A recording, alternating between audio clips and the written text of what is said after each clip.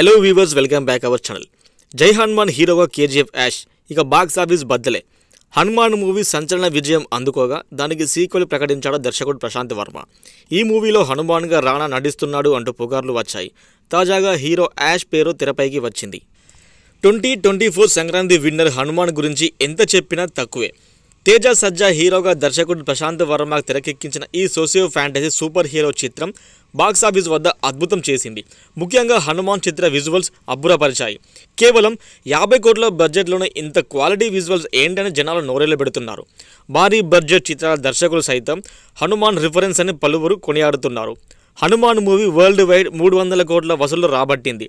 తేజ సజ్జా వంటి ఒక young hero చిత్రం ఈ స్థాయి వసూలు సాధించడం ఊహకందని పరిణామం.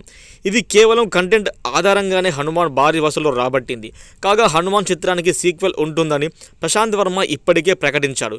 జై హనుమాన్లో ఈ టైటిల్తో ఈ ప్రాజెక్ట్ తెరకెక్కుతుందని, ఈ సీక్వెల్పో హనుమాన్ హీరోగా ఉంటాడని, హనుమాన్ పాత్ర ఒక స్టార్ హీరో చేస్తాడని ప్రశాంత్ వర్మ అప్పుడే వెల్లడించారు. ఇది ఇలా ఉంటే జై హనుమాన్లో నటించే హీరో రానా అంటూ ప్రచారం జరిగింది. హనుమాన్లో ఫేస్ సరిగ్గా రివీల్ చేయబోయినప్పటికీ హనుమాన్ పాత్ర చేసేది రానా అని కథనాలు వెలువడ్డాయి. దీంతో జై హనుమాన్ హీరో రానా అని జనాలు ఫిక్స్ అయ్యారు.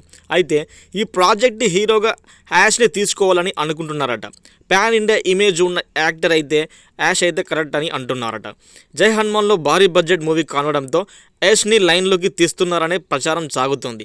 దీనిపై ఎలాంటి అధికారిక ప్రకటన రాలేదు, కానీ టాలీవుడ్ వర్గాల్లో ప్రముఖంగా వినిపిస్తుంది. కానీ అదే జరిగితే మాత్రం బాక్సాఫీస్ ఇక బద్దలే అనడంలో సందేహం లేదు. జై హనుమాన్ 2025లో విడుదల చేస్తానని ప్రశాంత్ వర్మ అన్నాడు.